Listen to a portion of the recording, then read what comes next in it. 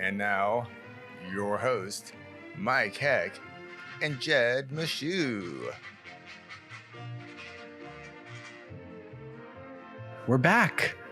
Welcome to the UFC 316 post-fight show. I am Stone Cold Mike Heck. That is Jed the Snake Meshew. We are here reacting to what just transpired at UFC 316 in Brick City at the Prue.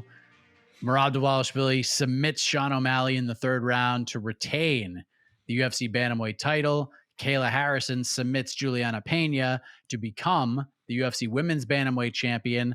We had the face-off with Amanda Nunes. It was pretty damn electric.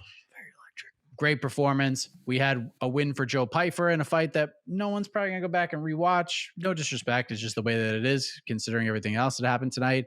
Patchy Mix's UFC debut spoiled by Mario Batista. Now Wario Batista. No got the B back. Wario Batista.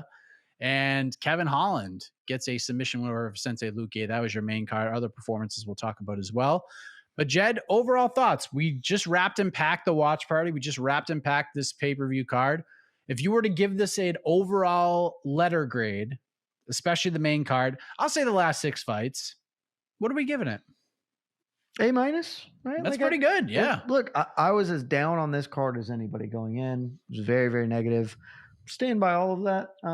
Because, the main event, even though that main event was more fun than I certainly anticipated, I think that most people very impressed by Merab Dvalishvili. We'll get into that. That fight was needless.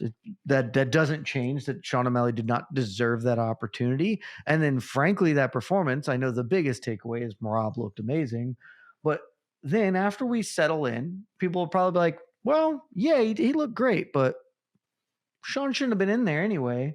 Sean looked bad. Merab made him look bad. That's would have been cooler if he was fighting Corey Sandhagen or somebody that deserved to be in there. And so that's still there, but the fight was good. We ended on a fun note. Kayla Harrison did the damn thing. The storylines, we talked about it on the watch party. Big fight feel when Amanda Nunes came into that cage to do the stare down. Like that is big shit going on right now. Joe Pyfer, professional performance, good win. The least memorable thing we'll talk about, Patchy Mix, the storyline coming out of that. Wario Batista did great, like a great performance from him, really established himself as, hey, I'm a legit top 10 bantamweight. I know that fight happened. Y'all are mad at me, but I'm for real. You got to deal with it. And then Kevin Holland, Vicente Luque was fun. Like this is not the best card of the year by the nature of it. We probably won't, think about it forever after all, but big storylines, big event, big performances, A card, A-. Let's talk about Merab Dvalishvili. This dude is an absolute demon. I mean, come on, man. Like I seems very awful to fight him. It's very terrible to fight him. One of the things I've been saying since I started MMA Fighting is anybody, and this is well before he was even like sniffing the belt, was there is not a single bantamweight on the planet when a contract gets sent in their email and they see Merab Dvalishvili on the other side of it, they're going to be like, yay, can't wait to fight this guy. And boy, is he just kind of proving that theory correct. Goes out there. Sean O'Malley, to his credit, looked real good in the first 3 minutes of this fight. Then he slipped, then he tripped, and then Merab just kind of Merabbed him. And once that starts happening, once Merab starts to get any confidence, you are just done. This guy is just so difficult to fight. How excited are you for this Corey Sandhagen fight? Because there is no other way to go now, especially since Patchy Mix lost a non-competitive decision earlier in the evening. So there's just no other way to go with this. Merab Dvalishvili versus Corey Sandhagen. How excited are you for that fight? It's a good fight. I'm still not excited. It's still Merab. And I'm not coming off this corner, right? Like I know Merab just finished him and that's awesome. I'm not here at all to shit on Merab Dvalishvili tonight because he doesn't deserve it. He had a great performance. And you know what he did, Mike? He tried to hurt somebody. And that was my contention all week. He's not fun to watch because he doesn't try to hurt anybody. If he starts trying to hurt people, he's going to be fun to watch.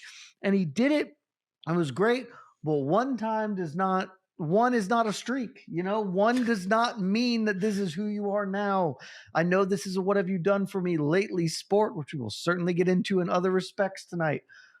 one can be an aberration. A blind squirrel finds a nut. A broken clock is right. If he goes out and he finishes Corey Sandhagen, then I will humbly eat my crow and say Merab is fun now. Hasn't been fun, and so I will still cautiously say that fight's probably going to look like Merab being Merab. Corey Sandhagen, very good fighter. I am excited in that it is something new, which is really what we wanted, or certainly what I wanted. I didn't really want to see Merab run back with Petr Yan. Certainly didn't want to see Merab and Sean O'Malley do this again. Corey Sandhagen, maybe not the most deserving contender. He's on a one-fight win streak. Good enough. It's something new. I have a lot of respect for Corey Sandhagen. Should be fun. Glad we're doing it. Merab Dvalishvili, most takedowns in UFC history, 97 throughout his UFC career. That's pretty ridiculous when you actually think about it. That's just it's a ludicrous number. It's absolutely incredible. And the thing about a performance like this and what Merab did tonight is there's no really like lingering fallback questions right now. I mean, we could do the bantamweight GOAT discussion. We just did that ad nauseum on the watch party. So go back and rewatch it. We'll timestamp it so you guys can check that out.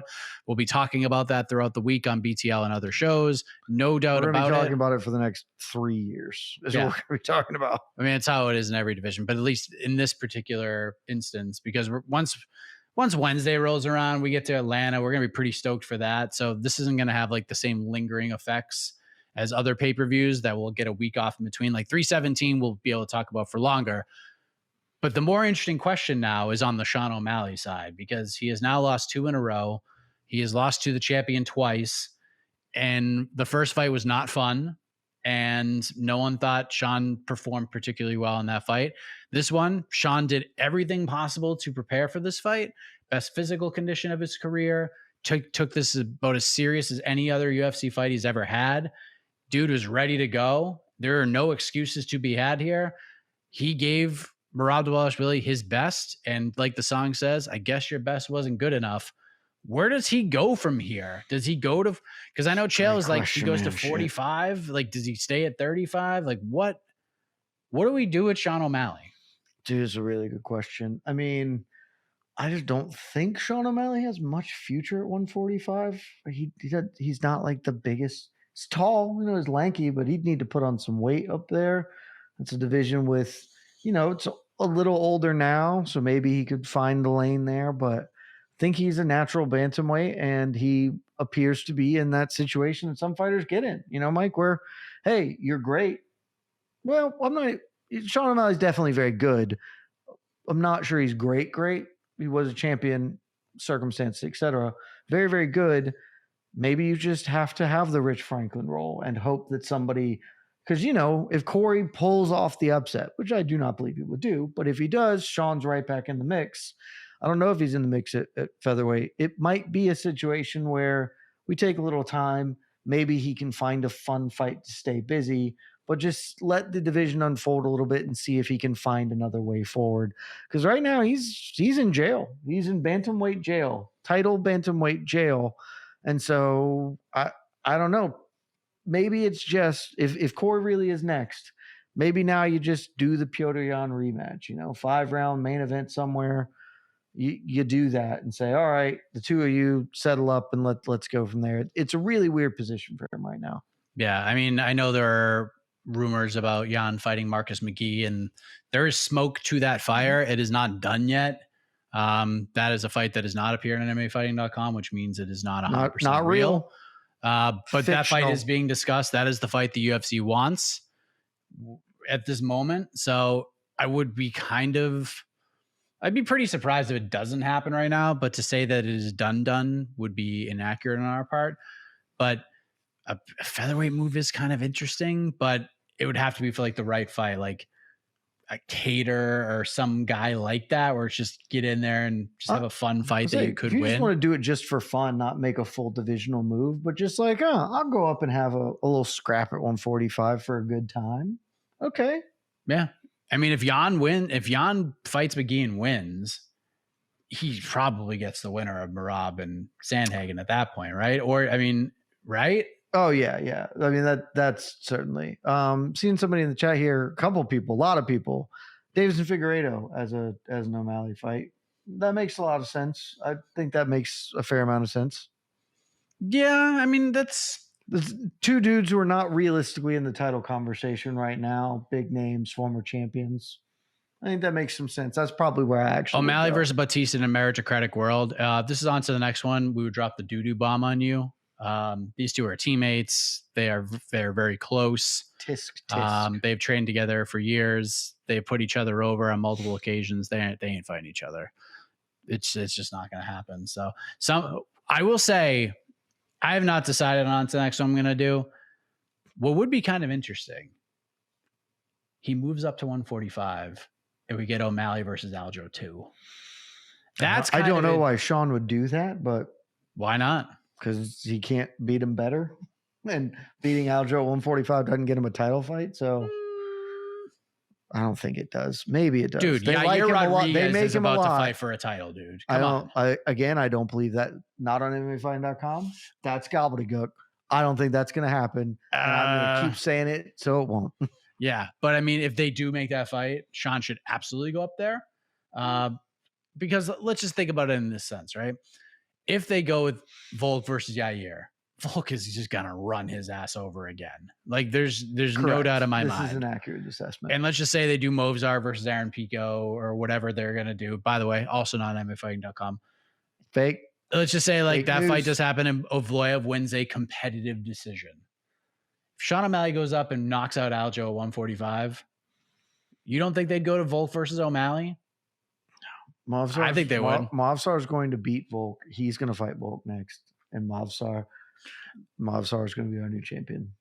That's the world. This is the world we should be living in. That's the world we're going. And you know what? I think I think you nailed it. Who? Someone in the chat. You do Henry Cejudo. Oh, that's a good one. That's the one. Nope, that's it. No notes. Good one. If we're not doing Brandon Moreno versus Henry Cejudo, yeah, that's a good one. Dude. I'm still going to favor Figgy, but that's a good one and makes sense. I got no problem with that one. Cejudo's the one because Cejudo probably is fighting one more time. There'll at least be some meat on the bone, and Sean probably wins that fight. So then there's a good chance. So yeah. So don't hate it. That's very, very solid call. But there are still options here at the end of the day. I think he's young enough. Sometimes like nobody's happy with this outcome. Like nobody wants to be the, all the bridesmaid, which is what Sean is now going to be. Yeah. But he is young enough that things can happen, Robert Whitaker was in that position for a hot minute. He just had to keep trying to get some wins. And then suddenly it's like, okay, maybe I can get back there. Maybe something can break right. You never know. It's not a great position, but O'Malley can make do. And that's just what he'll have to do. Get some wins over some people. Maybe Corey pulls it off, and then he can, oh shit, now I'm up. He's literally a win away of Corey Sandhagen wins the belt because that's just the position that he's in. So we'll see what Sean does. I mean, does he take an extended period of time off or does he try to get right back on the horse? Because as he's been saying all week, I'm taking the sport seriously. I'm going to do everything I can to give my best to the sport. I'm in my athletic prime. So it's going to be real interesting to see what Sean O'Malley does. I wonder if Sean shows up at the post-fight presser. I doubt it, but maybe he does. It'd be a good look if he did. I think he just shouldn't because you don't have to. So, take it. Don't do it. Just go home. Plus I really doubt he does because he has his own YouTube brand. Like he's going to want to do his statements through his channels instead of doing this. So I think Sean's probably gone. And that's fine. Take the night off. You credit to him. Took that loss super well, Mike. He was really impressed with his post-fight. Put Merab over. Probably the most succinct. Like, here's what fighting Merab was like. That dude's a motherfucker. Yep. Just a real tough one. So credit to Sean O'Malley. Handled the loss with class. You're just stuck fighting at a time with one of the best guys who's ever competed in this weight class. Yes. We have bonuses. I'm going to say 4 performance bonuses. Yes. Merab, Kayla, Kevin, Dudu knocked out Jekka. Correct. Those are your bonuses. Couldn't have been. Ju Sang Yu. Yeah. Ju Sang Yu. There you go. Merab, Harrison, Holland, Ju Sang Yu. There's your bonuses. Easy peasy. Nothing for Josh Fan. I mean, that's the worst of those, so that's fine. Yes. Great performance, certainly. The worst of the 5. I mean, I don't know this for sure. I'm getting conflicting reports, but apparently no Dana again. I told you. I've been saying that for weeks. That man is just actively trying not to speak into a microphone because he doesn't want to have to deal with the John Tom, now Francis stuff. He just don't want it. I gotta say this. Plus, this DJT's there. He's got to go hang out with his best buddy, the president of the United States. If Dave Shaw is at this press conference right now, I'm just looking on my phone real quick. Jose's gonna lose his mind. This would be truly the funniest thing I've ever seen. Dana, I mean, actually, it's not. But Dana flying in for 5 hours and then leaving. Just to wrap the belt, wrap a couple belts up, and then I mean, Kayla's there now, but that doesn't mean Dana's not there. So we will wait and see. Dana's not there. That's awesome, though. We will wait and see what is going on. Incredible if Dana really is just like, nah. Speaking of Kayla Harrison, she is up there with UFC gold on the table in front of her. She is the UFC Women's Bantamweight champion. She submits Juliana Pe&ntilde. She got kicked in the face illegally, not once, but twice by Juliana Pe&ntilde in round 1.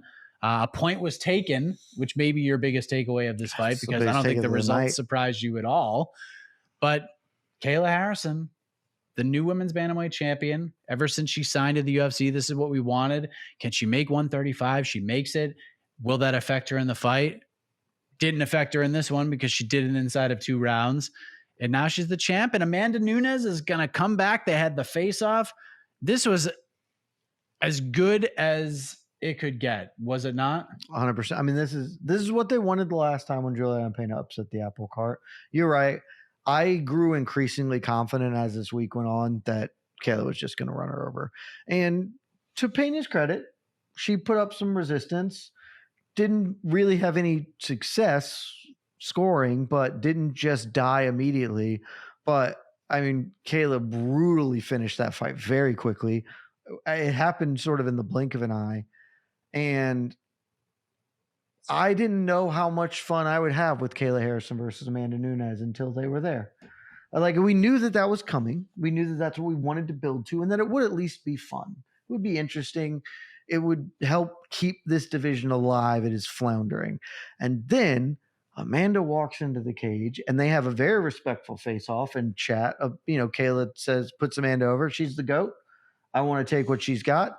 They have some level of a relationship, but they're not close friends or anything. They are acquaintances. So they kept it respectful while also very clearly being ready to do harm to one another. And all of a sudden I'm watching them face off. I'm like, hell yeah. We're back, baby. Women's bantamweight. The marquee division is back. And it won't be back forever, but it'll be back for this one. And maybe it ends up being like a trilogy of fights, and it's awesome. But for tonight and the next night, whenever it comes, I mean, this is the biggest fight in women's MMA. It's bigger than Zhang Shevchenko. Like, this is the biggest fight in women's MMA, and it's up next. We're very excited, but it also leads to a question we have to ask ourselves: how many times can Kayla Harrison do this? Forever. How many times she can keep going to 135 and hitting 135 and keep fighting? Because is this something where if she fights Nunes and just obliterates her, like, what else literally is there for her to do? Is she going to fight Norma Dumont? Is she going to fight Raquel Pennington? She'll probably fight twice after. I would say if she runs over Nunes, she fights at least one more just to put a stamp on it. Because, like, if she beats Nunes, then she'll beat the hell out of Norma Dumont or whatever. Like, it'll be fine. I think she'll do it because you want to be the champion, and it is mostly about legacy and stuff like that for Kayla. But she probably can't, frankly, just have a long enough career to be the women's bantamweight GOAT. Although she can, because now it doesn't matter if you are just the current champion. Half the fan base thinks that you're the greatest fighter who's ever walked on the face of the earth in that weight class. But she can go out there. She can, put together some wins and really build a long-term UFC legacy, stack up accomplishments towards being the greatest women's combat athlete of all time, which I don't know if she's there or not, but she's certainly making a case for it. And so my guess is you get paid. You get paid to fight. So she would get paid more money to defend her belt against Norma Dumont. I don't think she can do this for 10 years. She can't do 8 more of these, but it seems like she made it. I'm sure it was awful. She looked dead on the scale. She made it. She can probably make it a few more times. And maybe if she beats Amanda, she doesn't even have to. Maybe the UFC says, dude, screw it. You're the best thing we got going. You know, like theoretically, she beats Amanda. She probably fights Shevchenko. If Shevchenko beats Zhang, they do like let's just do another super fight. Screw it. Do all the super fights, you know? But like, I think she'll do at least a couple more. We have opening odds for Amanda Nunes versus Kayla Harrison. You want to take a gander on what that looks like? Amanda Nunes minus 180. Kayla Harrison opened as the favorite, minus 162. You should bet that. The comeback on Amanda Nunes, plus 136. That's where we're at right now. So, but right now, if that fight, let's just say that fight is booked, it's happening. Let's just say it's happening in July. Let's just say they throw it on the July pay-per-view. This fight's happening. Who are you picking right now? We're going to dive into tape and like there's questions. I'm picking Amanda. You would pick Amanda Nunes. Why? Because Kayla Harrison, honestly, she looked better striking than she has previously. She still didn't look good striking, but she looked better because Amanda. The reason I was so confident in Kayla is Juliana is not. She doesn't hurt you. She can wear you down and wear you out, but she is not going to punch you in the face and suddenly you're dead. Amanda Nunes will kill you. She will hit you with a punch and you will die. And Kayla can get hit. And so if Kayla goes and does Kayla stuff, that won't shock me. She is a 2-time Olympic gold medalist and very good. But I do think Amanda can match her physicality to some extent. The big question is the layoff. You know, that's a long layoff. How will she look coming back? But she can at least be near Kayla's physicality in the grappling exchange. She's not as technical or talented. And she is so superior in the striking and so devastating in the striking that I got to favor Amanda. But that's why I want to see the fight, because I could be stone ass wrong about that. The long layoff is real. This is one of the most anticipated fights, not just in women's MMA, in all of MMA now. Amanda Nunes was just on the post-fight show with John Anik and Brett Okamoto, and apparently Amanda said November, December is sort of what she's targeting. So MSG, baby. That's a damn good, well, maybe December. That's a main event, right? Is it a main event fight? It should be a main event, yes. It's one of the biggest fights the promotion can do. Sure. That'd be pretty badass, man. I think you can. That'd be pretty wild. I think it absolutely can. To me, I think this fight should 100% be the January first fight of the new pay-per-view. Because I think it can be a pay-per-view or main event. It's not really. No fight is, but it's probably not going to be a gangbusters pay-per-view because it's just not. But if something gets set up with Netflix, I can't think of a better first Netflix main event than that fight right there. Yep. That fight for the Netflix main event, if that ends up going to pass, lock it in. Yeah. The UFC would probably try to do Conor versus Chandler, but that would be big, but this also, do they even want to? I don't know. Want Conor as pay-per-view for Netflix? Maybe TKO would do it. I guess so. That they would probably prefer that over this fight, which is what it is. So now we asked this question about Sean O'Malley because we know where Kayla Harrison's going. Pretty obvious. It's legit. And I'm sure we'll have more questions about Kayla and her legacy and what You're getting timed out, bro. You're getting timed out. We don't take that disrespect here. Sorry. Did someone dump on Jose Aldo? No, he said women's MMA doesn't deserve main event.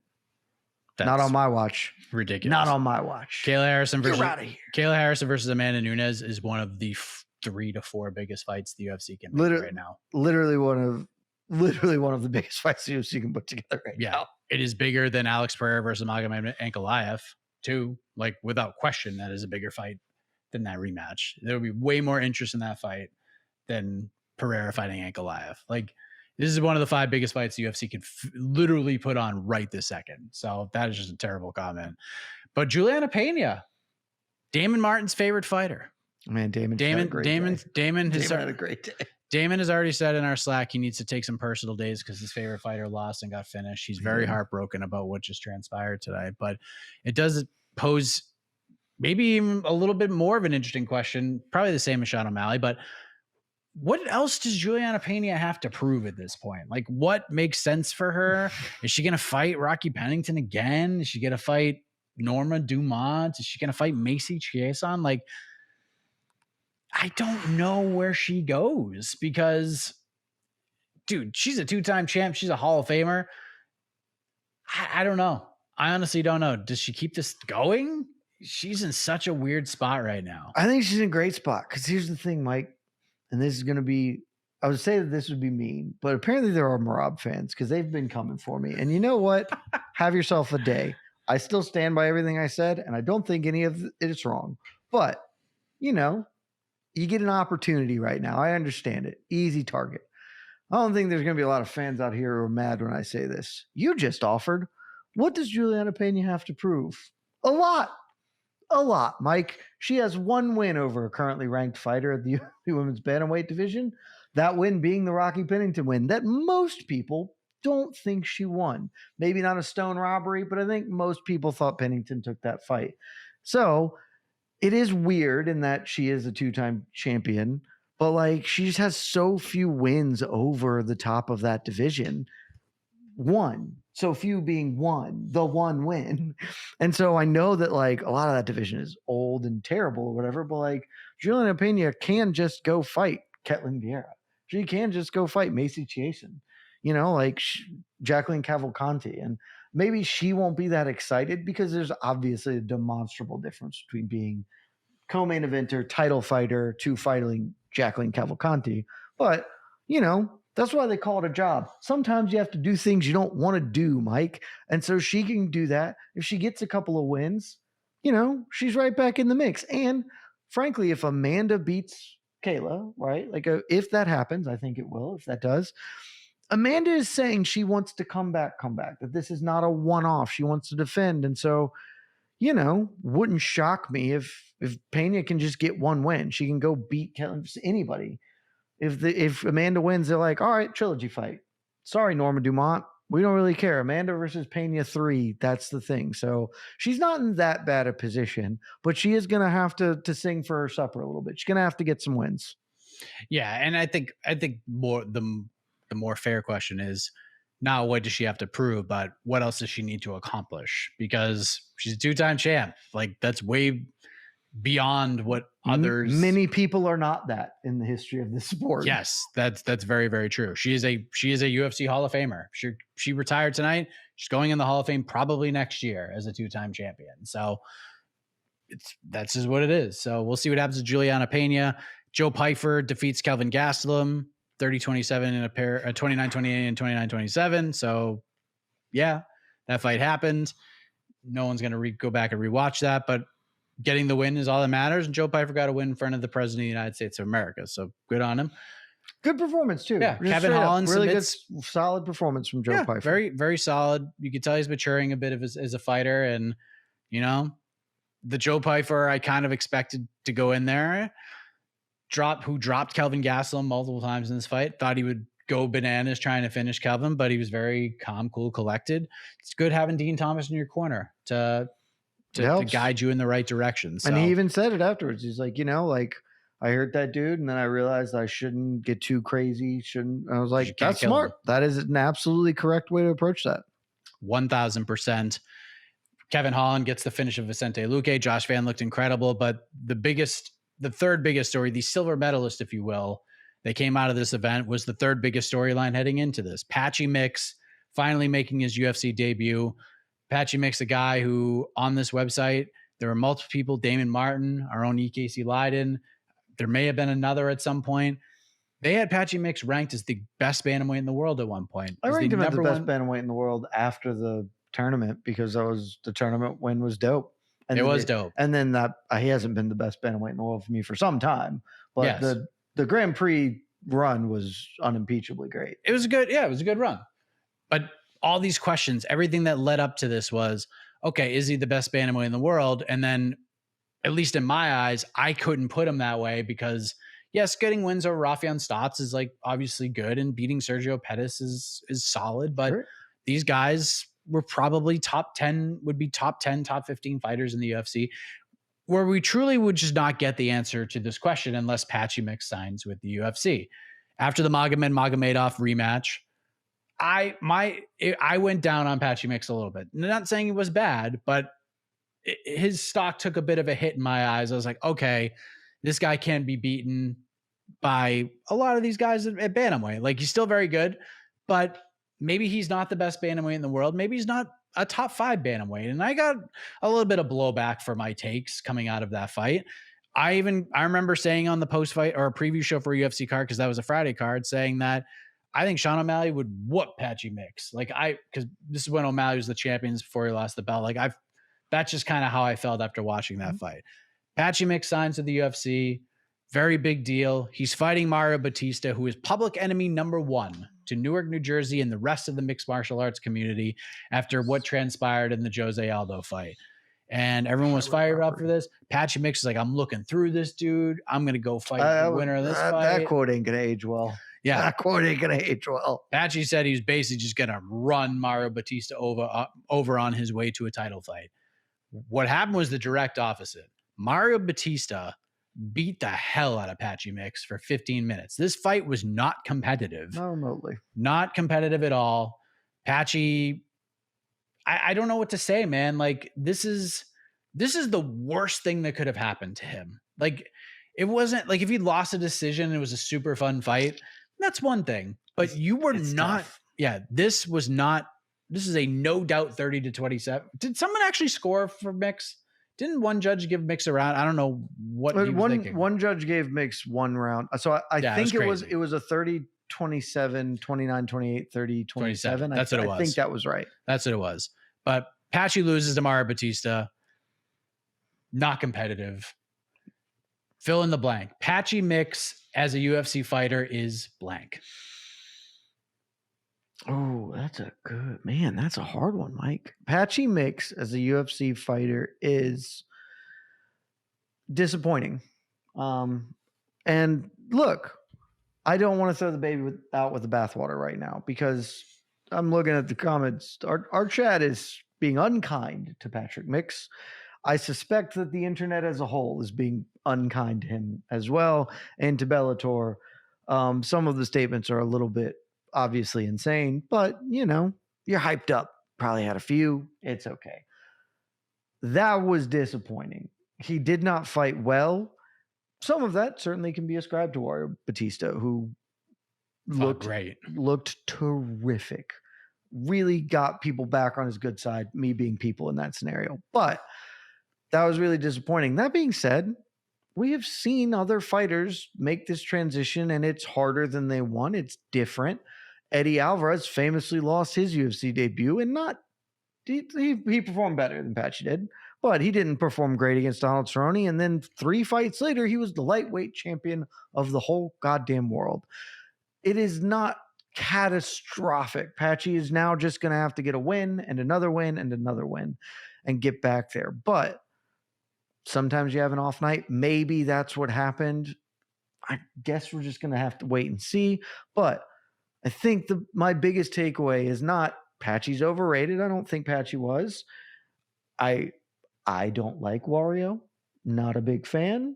I've never said he's bad. He's certainly very good. Looks terrific tonight.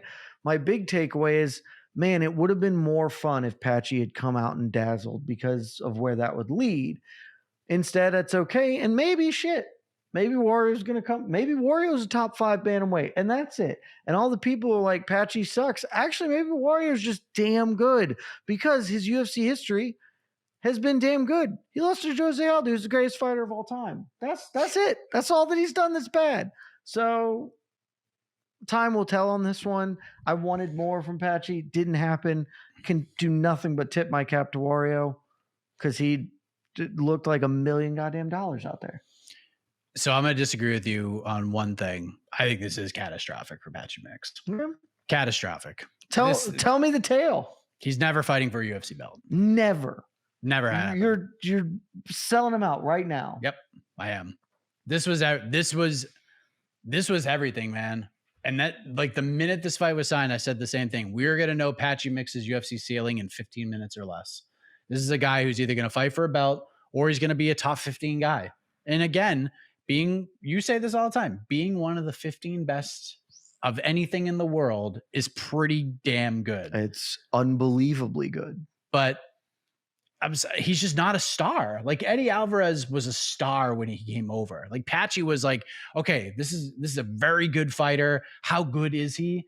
But no casual appeal whatsoever. That's a fair point. The Eddie Alvarez is a legitimately fair point. Eddie Alvarez had viral moments on the king internet. Of the underground. Yeah, had been champion in like eight other not divisions, promotions. That's a fair point. It's a very fair point. Eddie had casual appeal. Like he could afford a loss and in his UFC debut and still make a move.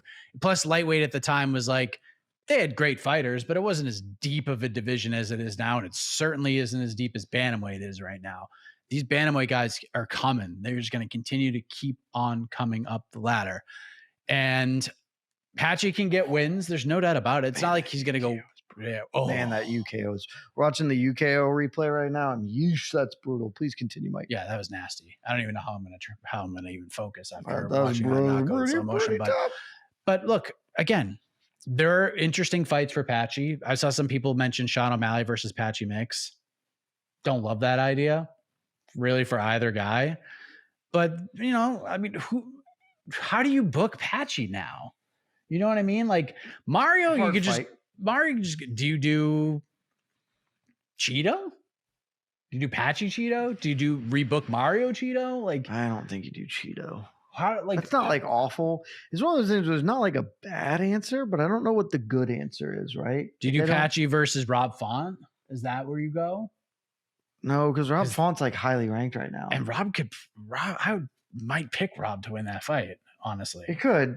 But I mean, I'm looking at the UFC rankings right now. Here's the thing: Wario is number 10. I doubt he's going to get a huge bump for beating Patchy, who's unranked. I love the Montel Jackson idea.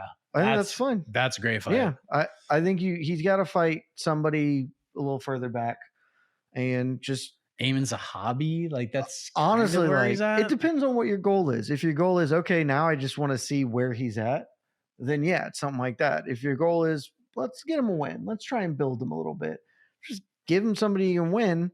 I don't know what that looks like because if he's not going to shoot takedowns, he's not going to win a lot of fights. His best not in this division. His best attribute is his grappling. He did none of that tonight. So I don't think there's a wrong way to eat the Reese's for Patchy. I just don't know what the good way is.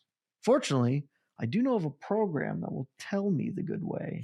This is going to be one of the hardest on to the next ones in quite some time. I do like see Paul Eggers in chat. Cody Garbrandt. Booked. Oh, is he?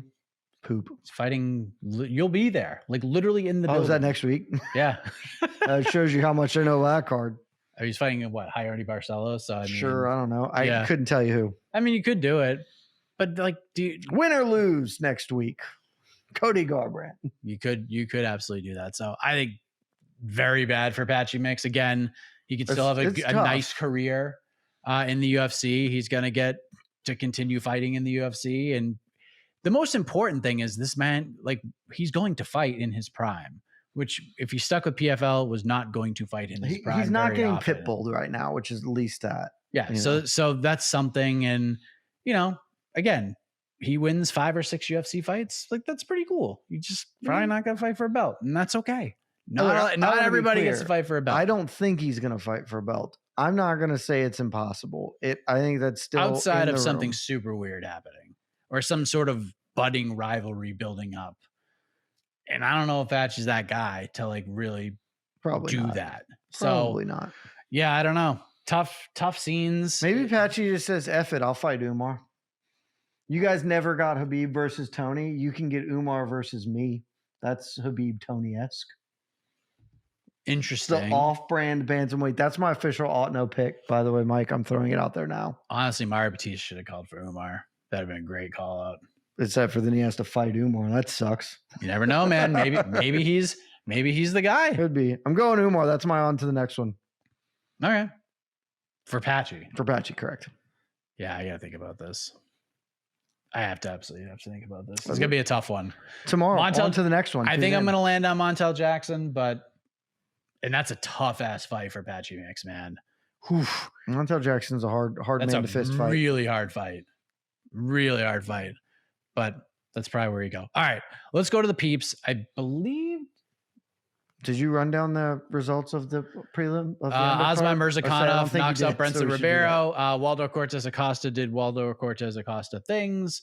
And there are other things that happened as well, but I want to get to the peeps because there's a lot happening right now. The other things that happened were please. Andreas Gustafsson defeated Chaos Williams. Holy demon, that guy is. Jeez Louise. Cashman underdog taking on Gustafsson, feeling good about that. Dana White is at the presser. Oh, so. Dana White's there. Josh Van finished. Josh Van was great. Bruno Silva. The climb continues. The climb continues. Wang Tong beats Irana de Silva UD. Yuju Song knocked out Jeka Sergi in. That's going to be on the knockout of the year list for sure. It is certainly on the short list for that. Quillen Salki defeats Yanal Ashmouz via unanimous decision. And Mark Almaderos opened things up with a UD win over Mark Chowinski. So that is the full rundown of UFC 316. All right. Super chatters. Let's rifle through these. Jed and I have been talking for literally like 6 hours straight. So I'm surprisingly spry because that card was good. Yeah. Like that was a fun card. And I did not think that card would be good. Jake, what would you rather watch? Harrison versus Nunes or Katie Taylor versus Amanda Serrano 3? Harrison Nunes, not close. I've seen Katie Taylor and Amanda Serrano box twice. They were both quite excellent fights. Excellent and quite competitive and fun. I've seen them twice, and I love boxing. I really love high-level boxing. I'll always pick high-level MMA over high-level boxing. And that's, again, this is the best fight that can be made in women's mixed martial arts. Give me that fight. I'm actually I'm with you on that, but I'm actually just super excited about what comes next out of this card. Like Merab Corey Sandhagen is super interesting. I think I think the only guy in this division right now who could give Merab like a really weird fight that like I'm kind of confused by right now, it's Sandhagen, man. Corey will have a plan. I don't know whether the plan will work, but he will have the plan. Yeah. So I'm fascinated by that one. Obviously, Harrison and Nunes is all good. Post UFC 316 fantasy draft tallies: AK 2075, Casey 2075.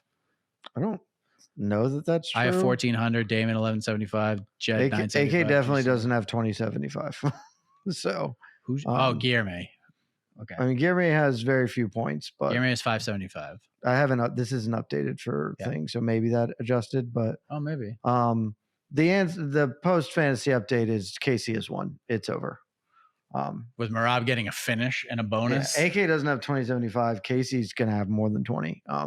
It's plus Casey has Charles still fighting, and Manel Kopp still like Casey's won. It's done. It's done deal.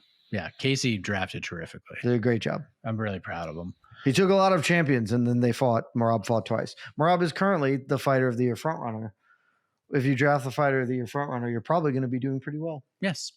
Steven, is beating Amanda once enough for Kayla to become the greatest women's fighter of all time, or does true legacy require a reign, not just a crowning moment? Buddy, that depends. I believe it requires a reign and a long period of established dominance at the very tippity top of the sport. My comments are constantly filled with people telling me that I'm an asshole and wrong because Merab is the GOAT bantamweight and Alex is the GOAT featherweight and every current champion is the GOAT because no, I don't believe beating Amanda gets it done. I don't know what gets it done. I'd have to think how many Kayla needs because I've been following this sport a long time, man. Sustained championship dominance is the hardest thing to do. And that's why it happens so rarely. So to me, no, plenty of people will disagree. And I guarantee you by the time that fight happens, that'll be one of the conversations is, can Kayla Harrison establish herself as the greatest women's fighter of all time? That'll be up there. So I don't agree. Others will disagree with that. Trying to find highlights from Dana. Dana White confirms he is promoting Terrence Crawford versus Canelo Alvarez. Okay. So, but again, it is Dana, so we don't know what's true and what's not. Next question. Batista O'Malley. Sean needs a tune-up fight or move up to take on Diego, which is actually a better matchup. But Batista and O'Malley aren't fighting. Tune-up fight. Yeah, and plus those two have fought. But Batista ain't nobody's tune-up fight. Yeah. I don't like the man. He's damn good. Yeah. And at the same time, Batista and O'Malley are teammates. They're friends. They ain't fighting each other. So. But thank you, Sean versus Cameron. Diego, then Volk. I'm telling you right now, like Sean would get. I don't even think Diego Lopez is that good. Diego would kill Sean. Diego is 30 pounds heavier than Sean O'Malley. Diego is an enormous featherweight. Sean is a moderately big bantamweight. They wouldn't give Sean Diego. Yeah, that would be promotional. They would give Sean Aljo, and then if they're like, hey, you're moving to featherweight, we want to get you a shot at the featherweight title, and that is the plan. They will give him Aljamain Sterling first, and then they will just give him a title fight. Diego Lopez might actually be the worst possible style matchup for Sean O'Malley. Like, legitimately. Movzar would be pretty awful, too. But Diego can't be hurt either. So, like, what's Sean going to do? Catch him? Diego will just be like, cool, my chin will hold up. And unlike Cheeto, who might spend a whole fight not throwing anything, that ain't going to be Diego. He's going to just be in his face, eat 3 counters, and be like, oh, I outweigh you by 20 pounds. I'll tell you right now. I can tackle you and sub you. I can just punch you real hard and beat you. That's a terrible fight. I'll tell you right now, I'd love to see Sean O'Malley versus Aaron Pico. Like, that'd be pretty wild. I think Aaron Pico absolutely defenestrates him. I don't know. Maybe. Sean O'Malley's just not a featherweight. I don't think he needs to be. Look, a year ago, I'm trying to think the exact timeline. Corey was dead. He's like, well, he just lost to Umar. Guess he's never fighting for the belt. That man is next in line. I don't think anybody really said that. I mean, that's the thing. But at that time he had lost every big opportunity, and Umar's in play, and everybody's in front of him. Umar and Piotr Jan are in front of him. Figgy's in front of him. And now suddenly, a year later, you don't have to force the issue. You don't have to run away.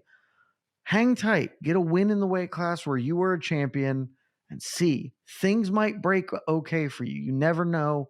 Give it some time.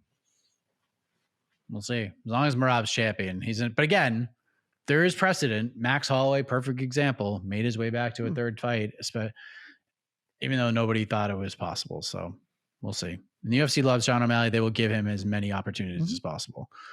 Spencer, felt the Viking bloodlust out there from Gustafsson. Did Jed at all see potential in adopting him as his schmedium, silly, violent son in the future? Let me just say this. The first round of that fight was brutal to watch. It was not fun at all. And then we understood why Gustafsson was doing what he was doing, because he just melted poor Chaos Williams after that. He killed him. Like, that was a vicious and brutal beatdown. Never seen Chaos just get run over like that. So I was very impressed. That I counted my chickens. Then they hatched, and I was like, damn, this guy's really good. Thoughts on Gustafsson? You're our Contender Series guy. You grade these prospects. Did you see anything in him where you're like, this doesn't surprise you at all, or did this performance surprise you? Oh, I thought he was going to win. I bet him. I don't see like a long-term viability to him. He's already old. He's like 30 something. But like he is physical, obviously, as we saw. Like, he's a very physical, scrappy, can get in your face, hard-nosed kind of dude. Can certainly wrestle his ass off and like force that issue, but I don't think he has like top tier talent, and he's already old. But I do think he's a dude who's going to hang around and be fun. Like, he will be in good fights, even maybe not amazing fights, but he'll give you your money's worth. And so that's a dude who can hang around for a long time and just compete. Dana's reaction to the petition to strip John Jones of the heavyweight title. It's kind of effing silly. I mean, that's true. It is. It is really dumb. But, But maybe, ask him about actually stripping him of the belt when John has literally said on Twitter, I don't want the belt. I'm not going to fight that dude. Okay. We'll see if we can give you some more updates. You guys are crazy. Whatever the F and no pick is, that's it. Batista, or Diego for Sean. It will not be Mario Batista. They're teammates. They're not going to fight each other. But thank you, Cameron, for the money. Also, again, Diego would kill him. That would be a stupid fight. Diego should fight Yair at UFC Mexico. That's the fight. Or not Mexico. I guess now it's Noche, whatever. Still Noche. Yeah. That should be the main event for that card. Anything else is just wrong. Unless you're giving Brandon Moreno a flyweight title shot. Correct. Next. Or Moreno Horiguchi would be a pretty banging main event. Yeah, we should be doing that. That should be. Or that should be the co-main event to Diego. 5 round co-main. That's fine. Yep. Love that. That problem solved. That's we booked it. Yep, you're welcome, Mick Maynard. You've done it again. Next. Oh, there it is. Azmat is a problem at 205. Can you hold the title one day?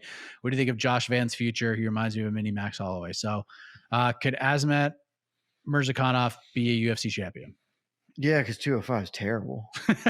And like, I like Azmat. I think he's fun, but like, Azmat should never hold the belt. But I mean, this is a weight class where Jan Blachowicz was champion. You know, like Jamal Hill was champion of this weight class. Like, these are okay fighters, good fighters even.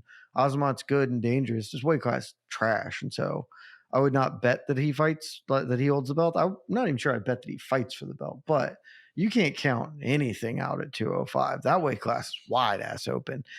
This, you know, also, again, Brinson Navarro. Exactly. Is Brinson Navarro. That's a man who's never defended a punch in his life, fighting against a dude who swings a big hammer. The outcome of that fight was well expected. Yeah. I mean, look, he's good. He's dangerous. He's fun. Vicious power. He's good. But I think we got a slower roll. Brinson Navarro is like perfect stylistic replacement for him. Is this not that like that result didn't surprise anybody, but he did what he was supposed to do in that situation. That's all. And that's all you can do. He was supposed to get Johnny Walker. He didn't, you know, next best thing. Yeah. The discount version. Now, a guy who I'm very confident will fight for a belt, as is you, is Josh Van, who just continued 23 years old, man. He's really good. He could. It's really good. So let's see. What's today? So today is June 8th, 2025. I think he turns 24 in July, but let me look that up. By June 8th. Oh, in October. Sorry. By June 8th, 2027 is Josh Van UFC flyweight champion. I will say no, but only because here's the thing. He's going to fight for the belt by then. He will fight for the belt. I've been saying it now for about a year. Flyweight is the next bantamweight. It is. There are so many super young, super talented dudes. Josh Van might be the best of them. Like, that is very possible. But Tatsuro Taira is 25, you know? I'm trying to, who's the other Japanese kid who Josh Van just beat, but is still young and very good.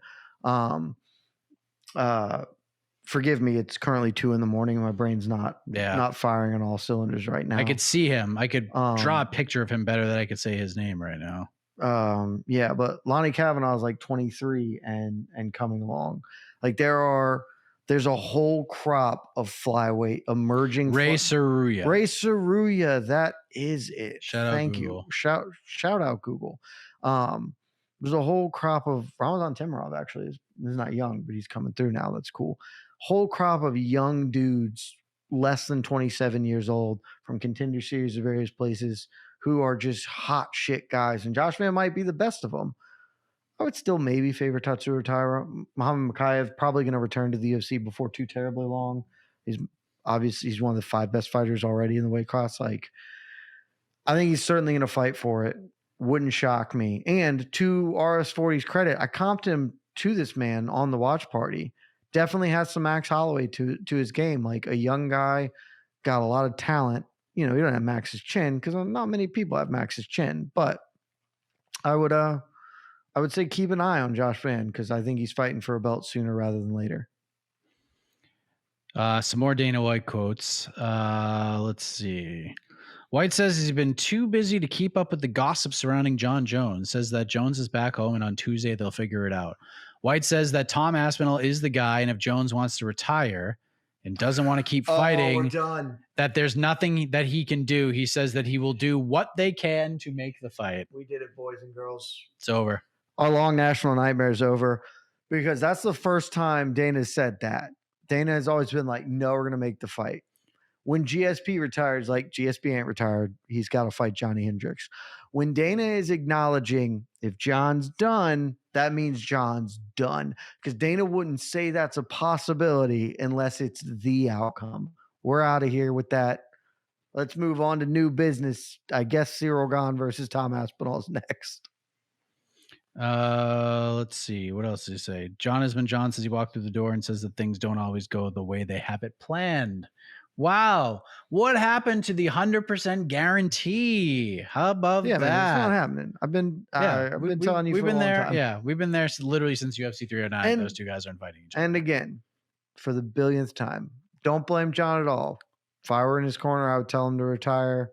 He's had an incredible career, very possibly the best career that's ever been had.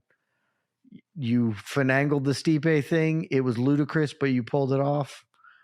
That's prize fighting, baby. You did great. Good on you. He confirmed Amanda Nunes not in the testing pool just yet, but again, they could just exempt and she could just So fight yeah, whenever. the testing pool doesn't really matter. It's. I mean, it was always a little fictitious. Now it's a complete fake. He's not really interested in trying to bring back Francis Ngannou. No surprise there.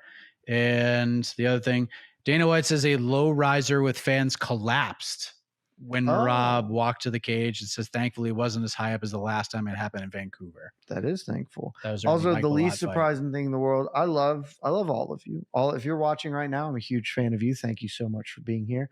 I love all of our friends and compatriots in the media, Mike. Very smart people who yesterday were very stupid for a brief moment in time when the Francis stuff came out. Francis's coach saying he'd be. I'm pretty sure. Which Eric Nixick has literally been telling me since Francis. Yeah, left like I'm pretty sure. And then suddenly you've got really smart people. I won't name because I don't want to call them out because I respect them a lot. Are like, UFC should make an offer. That'd be a pretty big fight. Like, yeah, okay. It's your first day here. It's your first day here. They're not going to. Well, Dana said he wouldn't work with Tito. That was 20 years ago. Do you think the Dana of 20 years ago and the Dana of today are the same? No. Dana's never going to work with Francis ever again because the only thing that could make him do it is so much money that he would have to say yes. And that isn't a thing that happens because the UFC already makes all of the money with or without Francis. They don't need Francis. They don't need John Jones. They don't need him, Connor. They don't need anybody. And Dana will spite not do it. Like it was obviously an outrageous thing for very smart people to just kind of brain fart because it should, because reasonably Francis should come back. That makes all the sense in the world. But that's not happening. So yeah, obviously silly. Guys, I'm sorry. It's Tom versus Cyril Gane. I know no one wants that. That's what's happening. Or your idea of Tom Aspinall versus it's 100% what should happen. Alex Pereira. Or my idea. If Dana comes to Atlanta, I'm just going to ask him. Teixeira. That's honestly the question I'll ask Dana when he comes to Atlanta. I'll be like, this has no relevance to this week whatsoever. Who gives a shit about Alex Pereira versus Magbank? I have two. Just do Alex versus Tom. Yeah. That's my question, Dana. Respond to it how you will. All right, let's get some super chats out of the way if there's any left, and we'll get the hell out of here. Is Aljo versus Merab the best bantamweight fight that never happened? No, Dominic Cruz versus you name them at this point. I'm trying to think what is the best bantamweight fight that never happened, because also that's not a fight that ever could have happened. So it's just not. Uriah Faber versus TJ Dillashaw. That was like one of the biggest rivalries. That was big. That fight would not have been competitive. I legitimately. This was also like, give me prime TJ versus Merab. That would be sick. I do kind of think TJ would win, but also Merab is still probably would just Merab him. Cruz versus Aldo. That would have been great. I'm trying. What is the best bantamweight fight? Actually, it's Dominic Cruz, Hin and Brow. That's really what it is. Yep. Because that fight should have happened. Interim champs never, and then it fell apart. And that fight would have been sick. So yeah, I'll go with that one because this fight never could have happened. Welterweight gets even better with KH into the top 15.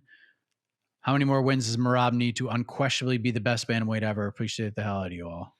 To unquestionably, probably 2, 3. To be undeniably not a human being alive could make any reasonable case. 3. Probably 2 is enough. I think if you beat Sandhagen convincingly, I think the conversation's over.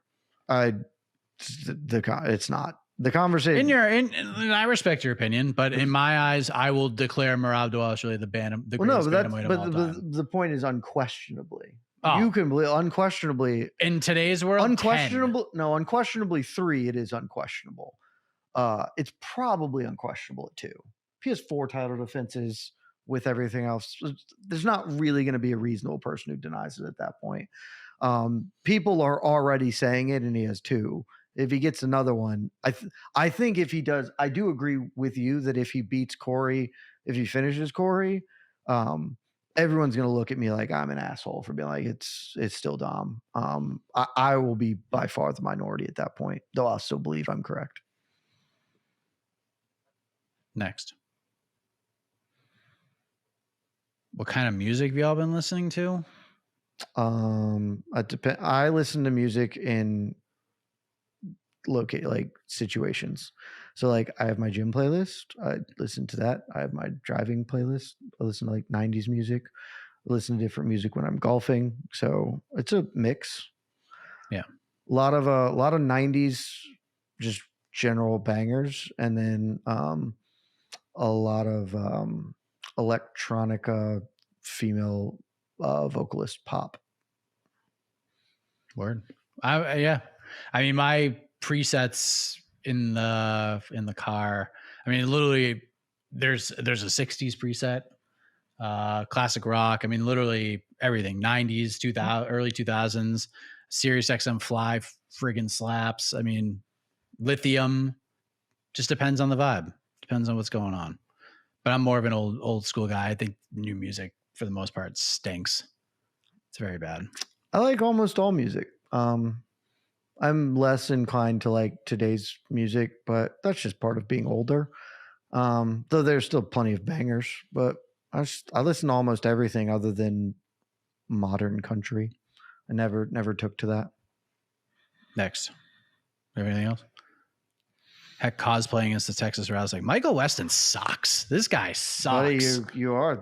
He's terrible. Austin 316. Jake the Snake. This guy's just terrible. I see all the comments he's making. He's just being an absolute dink. Michael, I don't see him because if I did, you're getting rich. Yeah, you're out of here. Being a dink.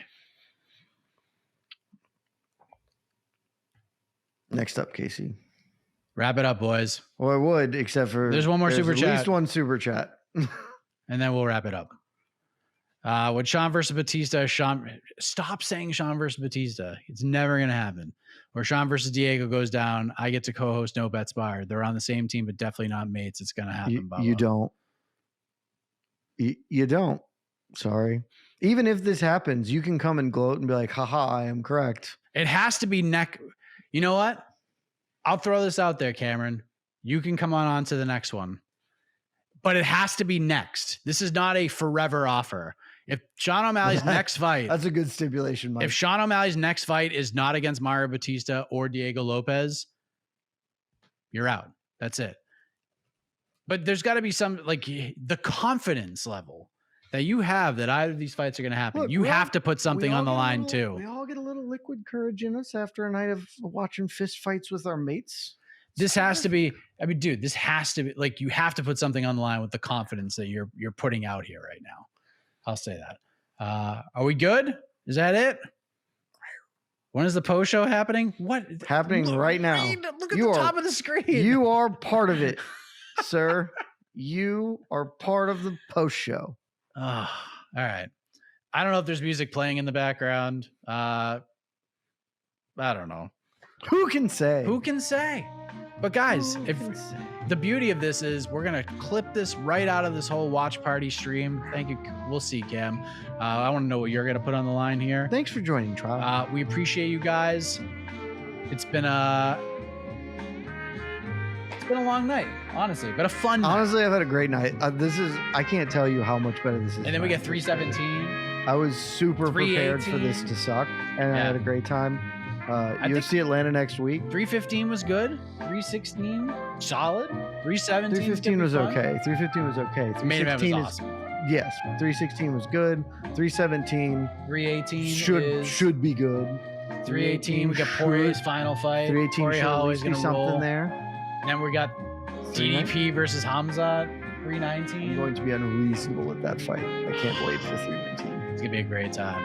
It's gonna be a great time. Not go away for everybody. Let's go. Thank you all so much. We appreciate you. AK and I live 1 p.m. Eastern tomorrow. We're going to let you all sleep in tomorrow, okay? 1 p.m. Eastern, on to the next one right here on this channel. You can watch the rest of the post-fight press conference. We appreciate you. Casey, you're the man. We love you guys. Good night, everybody. Love y'all.